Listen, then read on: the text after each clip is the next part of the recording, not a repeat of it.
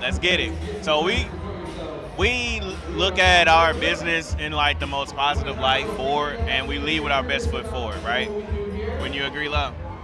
And so in doing so, a lot of people will get knocked out of doing their purpose because there's gatekeepers. And if you don't know what a gatekeeper is, it's the people that's above you that's pretty much withholding information or access. Not necessarily above you. They're What I not mean above is you. like they're in front of you in the process. Okay. I apologize about that. I misspoke. They're not above you. No one's above you but God. Come So, on.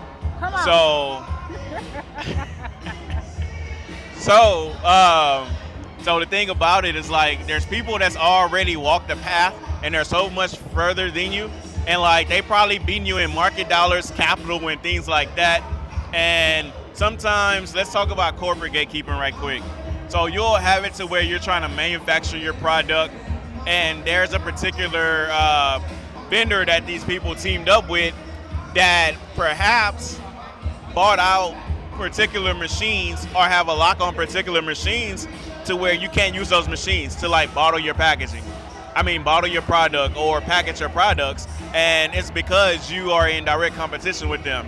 So like they'll have a non-compete literally with a particular product manufacturer and a particular company, and then with all of that happening, Any food allergies? you're trying to figure out why you That's can't what work with this macaroni. person, why you can't work with this vendor. That's what And most of macaroni. the time, it's because they have these non-competes or they're inside these NDAs, and it's like always black and white, but it's always about the money. So our thing is like when it comes to the corporate gatekeeping, it's when people are so far in front of you, if they're not shutting you out by price value and market dollars, they're shutting you out by location specifications. So like we ran into it all the time, whether if it's vending or even if it's just in relation to corporate networking. There's a And trash- we're trying to figure out like, hey, why we can't be a part of this venue? Why we're not allowed in this scene? Why we can't get on this stage? And a lot of times it's because of the people that's further in the game than us have already pretty much isolated everybody else out. I don't know if they're paying more on the contracts.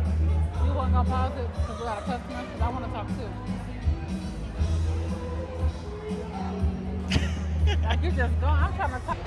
All right, y'all, and we back. So I had to spit out that last one. Love was like, you left me out the damn conversation. You just gonna go?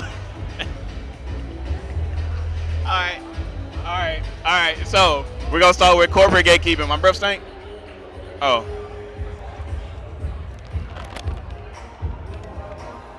Don't be advertising Blue Diamond. We don't work for them. Oh, They ain't pay us. okay, edit it out. All right. But it's a wasabi. All right. She got some wasabi almonds and she breathing through her nose. She spiced up out here. All right, love. So corporate gatekeeping. What you got? Like I was saying though that we've been boxed out by franchise stores like bakeries, other cookie companies, and it's crazy because all we're looking to do is like compete in the market, right? And a lot of times people will get to this point to where they don't have access or can't reach a stage and then they quit. But as we always tell y'all, like it ain't time to quit because if you're getting boxed out, it's for a reason.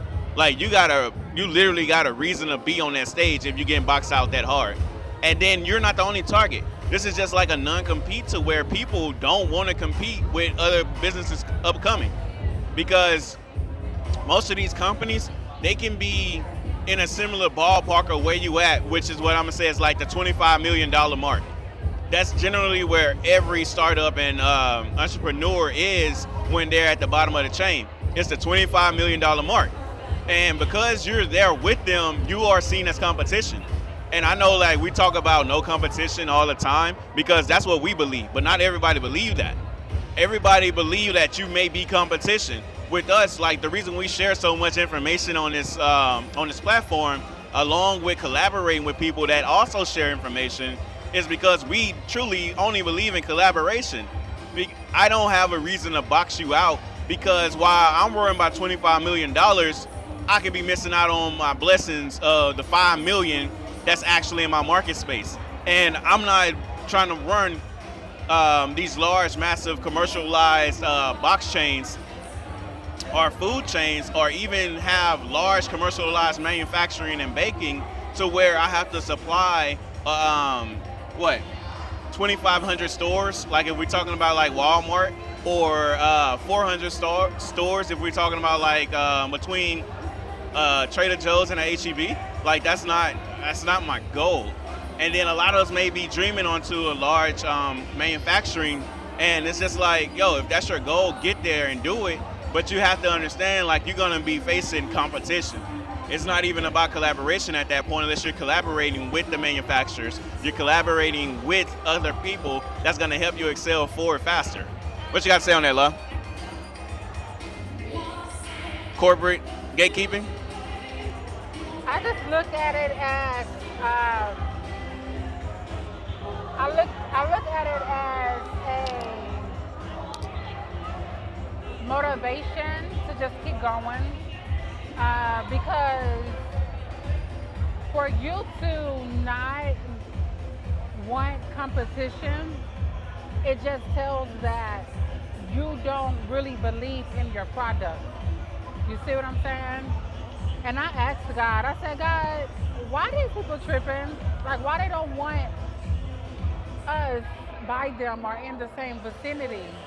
And he said, clear as day. He said, our cookies is what we're doing. It brings people together, right? We are all about unity and spreading love and peace and all of that. And that's who we are. That's what we stand for. It's in our name.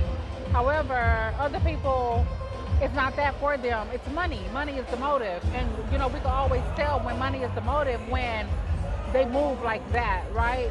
When they don't want anybody else, you know, who's so-called doing the same thing. But I tell people all the time, like, we're not doing the same thing. Like, we have cookies, yes, but you're not gonna find, what does it say? You're not gonna find macaron stuffed in the cookies, you know? So, yeah, everybody's everybody's not our competition. Like, yeah, we're in the pastry business, we're in the cookie business, but no one is even doing what we're doing at the level we're doing, nor at scale, nor at the manufacturing level.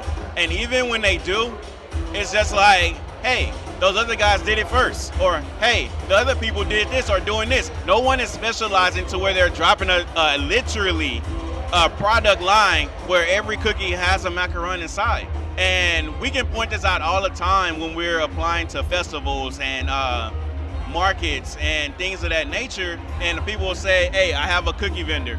That's fine, but are they doing what we're doing? Are they actually offering something different, or are they just doing easy bake oven, you know?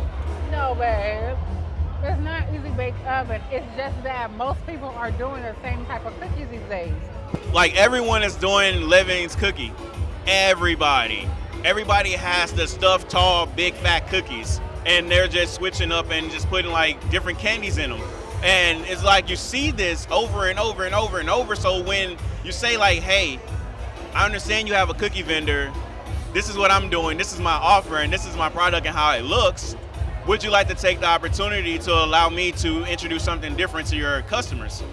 But now let's speak up community. Now let's speak about like on a market level. On a market level, we're blocked out because someone can say, I have a cookie vendor. This cookie vendor can be their friend. Hell, it can be them. They can be running the market and have the only cookie booth there and create an isolation.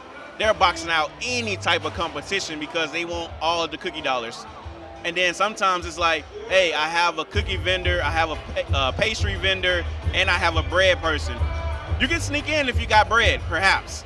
Because most contracts say if you're 50 or 60% bread, you can come in with your desserts. But we're not 50, 60% bread. We're coming in here with our cookies, and our cookies are specialized gourmet cookies.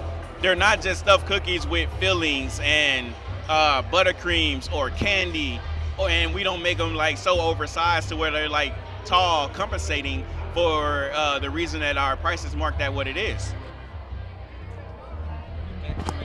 Yeah, I know. I was like, I wonder if he gonna pop up today. You're the first one. I need Yeah? to set up